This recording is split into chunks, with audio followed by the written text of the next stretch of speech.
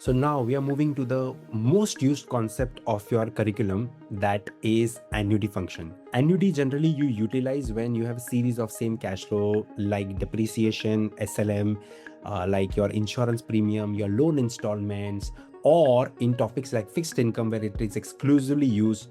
The coupon amount each year is the same. Basically, coupon is the interest which is each year same.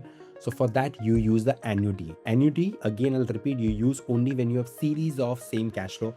If the cash flows are different, you'll have to use another function which is called the cash flow function. So as of now, we'll focus on the annuity function. For annuity, all you need in your calculator is these 5 functions which are right in the center, which I've highlighted, and they are presented in white. So these functions of N, number of years, I by Y, that is interest, or YTM in bond, only the name changes, PV is present value, and PMT, payment, that is what your annuity amount is. This can be a loan installment, it can be interest or anything. And then you have FV, that is the future value, or sometimes called as face value in bond. Now out of these 5, 4 will be provided to you and you have to find the 5th one. For example, if I say, and since this is exclusively used in fixed income, if I say that let's say there is a 20-year bond, so my N is 20 with a YTM or discounting rate which is I by Y. Let's say the I by Y is 15%.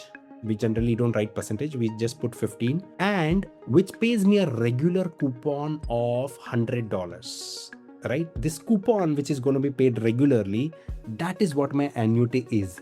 So let's say my annuity is $100 of coupon, and then they say that the face value of this bond which is going to be paid at the end is $1,000. So if you notice, out of 5 I have 4 things: N, I by Y, PMT, that is your annuity, and face value. So what will I be finding? Well, I'll be finding the 5th one, that is the PV, right? Which is the missing, that is the present value of the bond. Now, since you've already understood in the tips and tricks that the PV is, let's say, the outflow of the bond and rest all is inflow, so PV and FV will never have the same sign. So if I'm going to put all of the other things in positive, my PV will be naturally negative, but don't get worried that you can ignore it. It's the present value of the bond. So how do I put this? Now there's a slight different technique here. First of all, you need to make sure your calculator does not have any number, it's clear. And then, unlike other functions, here first you put the number and then press the function. For example, for 20 years, I will first press 20 and then I will press N. Unlike N, you put N and then 20. No, you first put the number and then you press the function. Okay. Same way for I by Y 15, I will put 15 and then I will press I by Y. For PMT 100, I will put 100 PMT and face value 1000 or future value, I will put 1000 FV.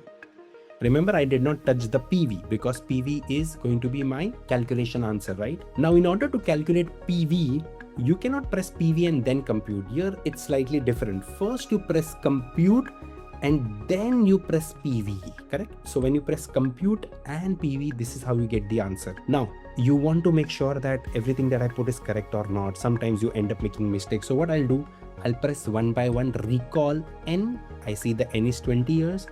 I press recall I by Y, that is 15. Then I press recall PMT, which is 100.